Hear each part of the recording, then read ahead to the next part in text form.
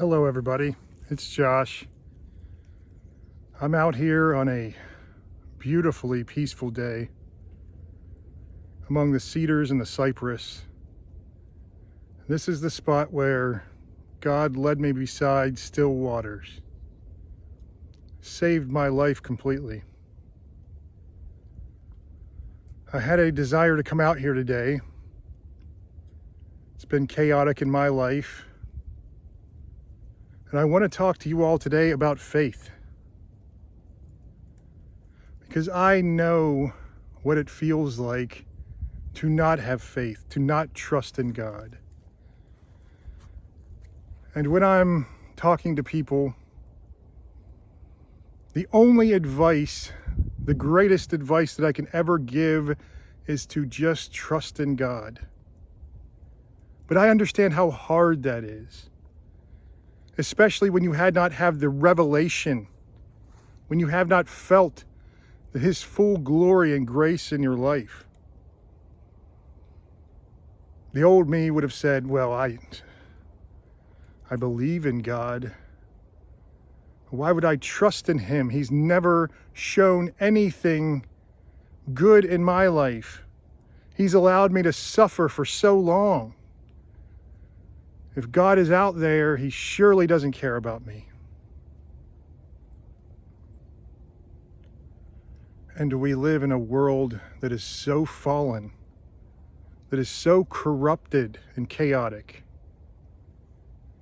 that we can't feel His love unless we go and we seek Him. That was my problem. I expected Him to show up. I expected Him to show up and just save me from my hell. But I didn't make an effort to go out and seek Him. Part of that reason was because I was so jaded. I was so jaded that I never believed in a million years that God would intervene in my life. I thought at most it might be a small miracle that could just be chalked up to coincidence. That is why I try to tell so many people my testimony. That is why I try to let everyone know, everyone who will listen, how this broken, this suffering man you see before you, this man who had nothing left to live for, because even the love I felt from my family and my children, even that love, I felt like it was an anchor on them, burdened by my expectations. I felt like they'd be better off without me. And the biggest act of love I could give them was to just not even be here. To not have their broken father dragging them down with him. And I know that feeling you get when someone tells you just have to trust in God. Like, oh yeah, right.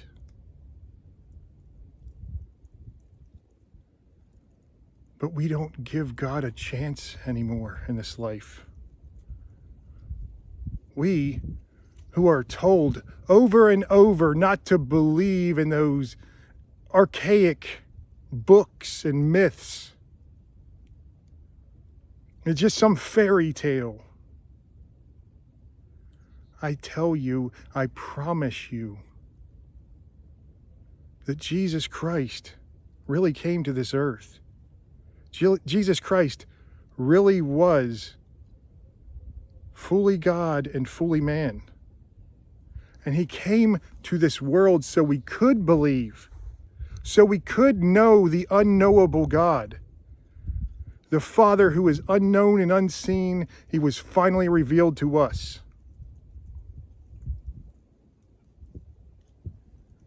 I remember I believe it was the book of Exodus, Moses asked God why he allows this evil to be put upon his people. And I know that many seem to feel the same way. Many look at God in the Old Testament, and they say, what a selfish, evil tyrant.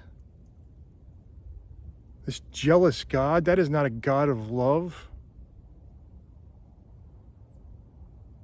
But God shows us over and over again that we just have to have faith in Him. That the plans He puts in motion are so far beyond us. And that if we aren't even willing to endure a little bit of suffering in our life, even a lot, the Israelites were in slavery over and over again. Almost every figure in the Bible was tortured. And look at Job. Job had everything taken from him. Every single thing, except for his nagging wife who mocked him, saying, you still believe in this God who took everything from you? What an idiot, what a loser my husband is. But Job, even as his skin began to boil up, he trusted in God. And back then, the full revelation of God had not been known. Because he even says to Moses, after Moses asks him why he allows this evil to be put upon his people, he says, the full revelation of who I am, the full covenant with you has not even been seen yet, has not even been known. It would be felt, but it would not be truly known until Jesus Christ walked the earth. You see, Moses, he had a reason to doubt. Those in the Old Testament, they had a reason to doubt. They lived in pure hell. We have been given the light and the life through Jesus Christ. We have been given that revelation. Now I get it. Many of our minds are closed off. Many of us cannot bring ourselves to believe, and some of us do try hard. Or at least we say we do. I say that I did. I was looking through things like psychedelics and everything I possibly could, saying, God must be here because I've never felt Him in church. I've never felt Him anywhere else. He revealed Himself to me several times when I was a youth, and I chalked it off as delusion because He gave me no direction. But that hope was enough to have that spark of faith last through 13 years of pure hell. The hope that He gave me when He revealed Himself to me through the beauty of nature. And I felt that peace warm my heart. It was more than enough to get me through. But it was starting to fade. And you see, God knows. God always knows the exact right timing.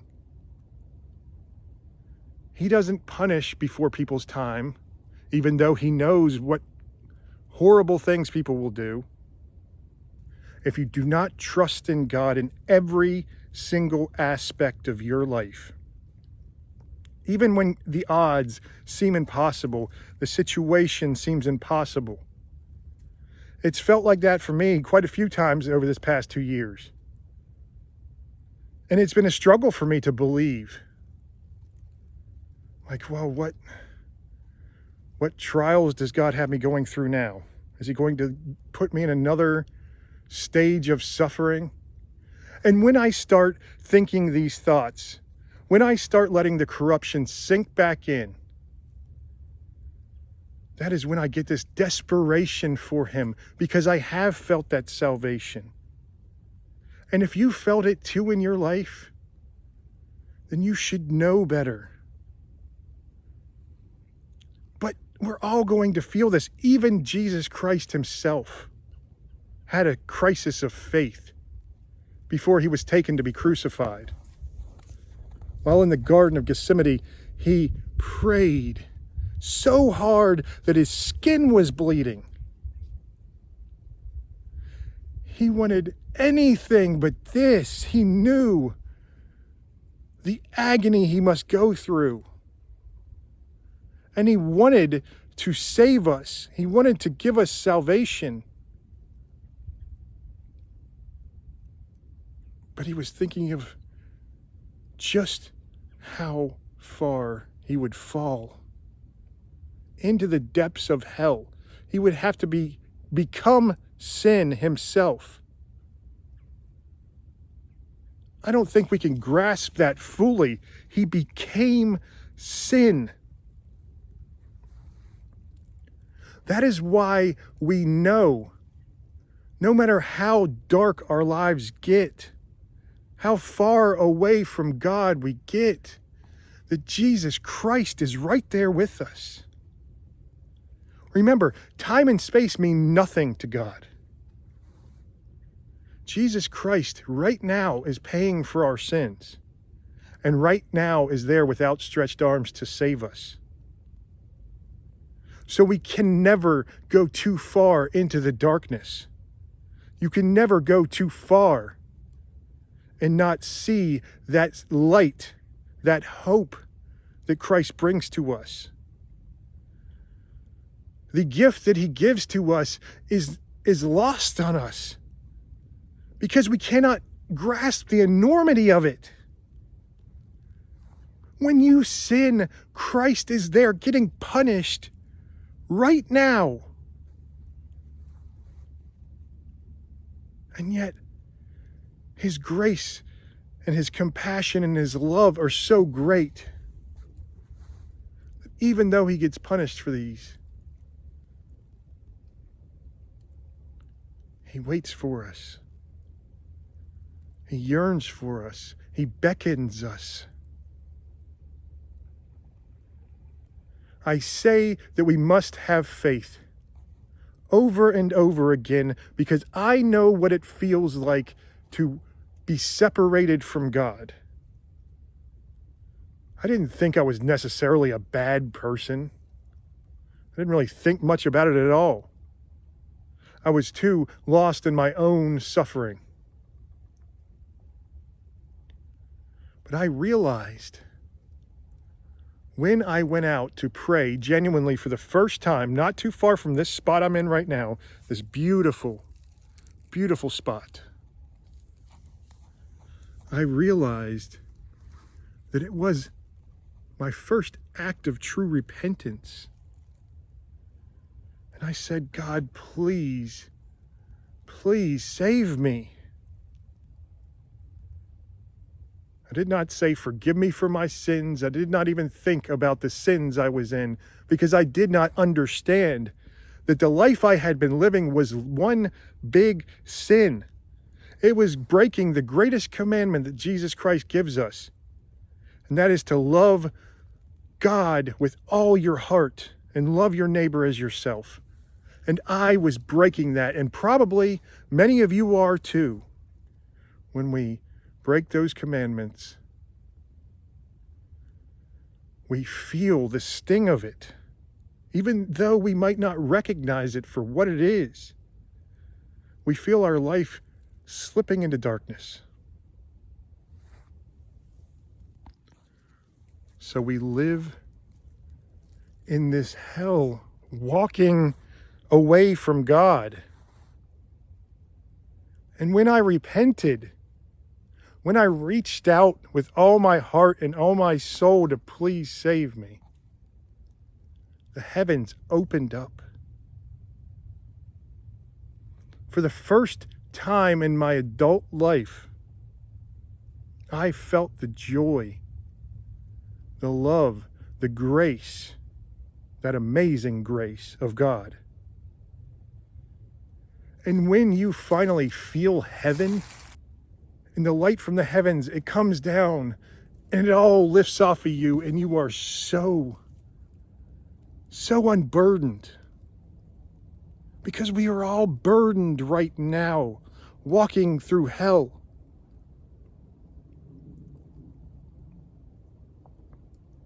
We cannot know heaven until we've walked through that hell, until we've been broken. And I understand that you can't make yourself believe. But I guarantee you, in your life, you've felt that calling. You felt that beckoning. You just haven't recognized it. You just have to keep following the threads. Keep following that curiosity of where God is bringing you. Not the dark curiosity, not the desire. Follow the light. What I did, what worked best for me, I kept going out into nature every single day. I didn't know why I had this desire to do it. But I wanted to be out here every single day. For 2 years in a row before I was saved, it was my resolution, my New Year's resolution. Go out into nature at least for a couple minutes every single day. And I realize now that was God beckoning me. It was Christ beckoning to me to save me.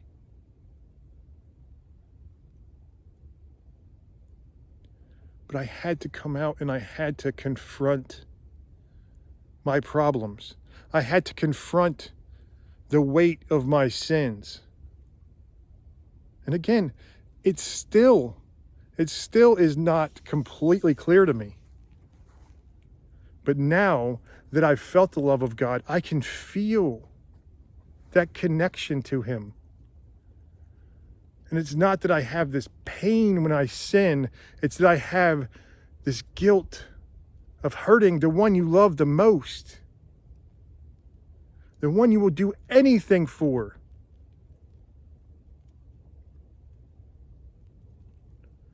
In your darkest time, there is no hope except for God. When everyone abandons you, there is no hope except for God. He's the only one who will never let you down. He's the only one who will never leave you. Don't put your faith in any person. You show them love, but do not let them drag you into hell with them. Do not burden them with your expectations. They're going to fail, stumble and fall, just as you have to fail and stumble and fall. And if you burden them, if you chain yourself to them with your expectations, with your faith and your trust, then every time they stumble and fall, you stumble and fall too. But if you walk only trusting in God, the ones you love, when they stumble and fall, you can be there to pick them up. Because now God is working through you. His good works are shown through you.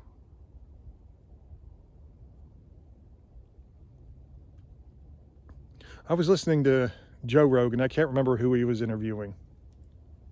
He was talking about when Christ returned. He said, what if he returns and we don't even know? We don't even recognize him with all the AI deep fakes and all this technology and all the illusions, the manipulations of this world, where we don't even know what the truth is. And it's true, we don't. We live in a time that is so strange that we don't even believe our eyes. It's like George Orwell said in 1984, Big Brother will tell you not to believe what you see. And now we follow these lies We follow Satan and his manipulations and his tricks.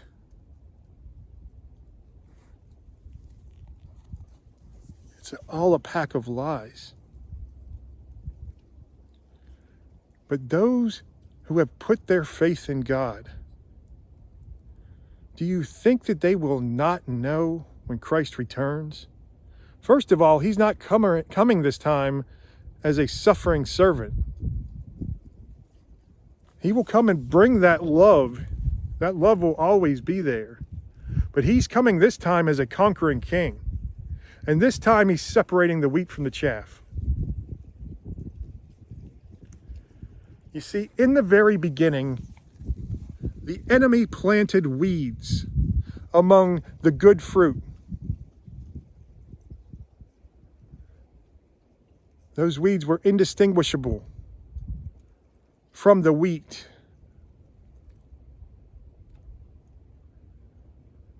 And Jesus tells us in the parable of the weeds that when the servants asked the farmer, should I just go try to pull all the weeds out? The farmer said, no, you'll be pulling the wheat out with them. We cannot tell the difference until they mature. You will know them by their fruits. You might have someone in your life, and you most likely do. You might be married to them. You might have close family or friends. They are the weeds, and they will never see the light. And they will choke you out, try to smother you from the very beginning. The only way this can happen is if you do not trust in God. I don't care if you're in the worst marriage imaginable. I don't care if you're in the midst of slavery. If you trust in God, you will see the good works in your life.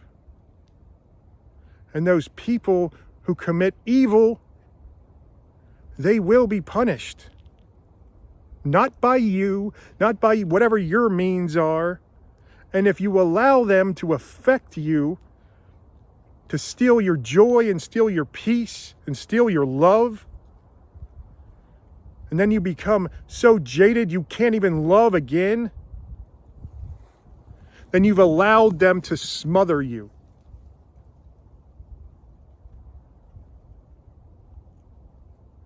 It's the danger of trusting in anyone or anything except for God. Those weeds, those vines, they're there to choke you out. They're planted there by the enemy. They're planted there by Satan. And he wants nothing more than to stop the threat that you become when you accept Jesus Christ. You are a threat to him. That is why you feel these trials and these tribulations in your life even more than before when you become his servant. Before, you were not a threat. He kept you locked away, fat and happy. Sometimes you didn't even understand why you stayed in the place that you did. Maybe you got to the bottom of a bottle and you said, this is the way. This is how I find happiness in life. And at the bottom of that bottle, you found nothing but misery. But that misery became familiar to you, and you just kept chasing it, saying, I know there was a little bit of happiness in there. I know this drug, it made me happy at some point. I'm going to keep trying until it makes me happy again. Because there's nothing else. Because my entire life has become this addiction or this corruption.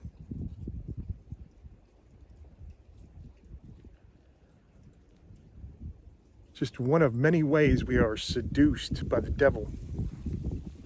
And when we become free of that, when an addict finally finds God,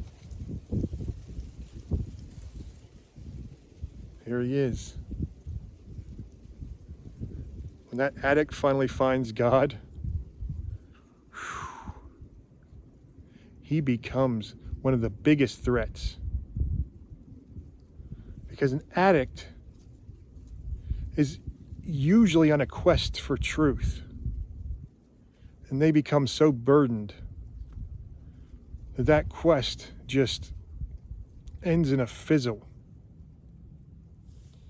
They become so burdened that they just give up. But one day,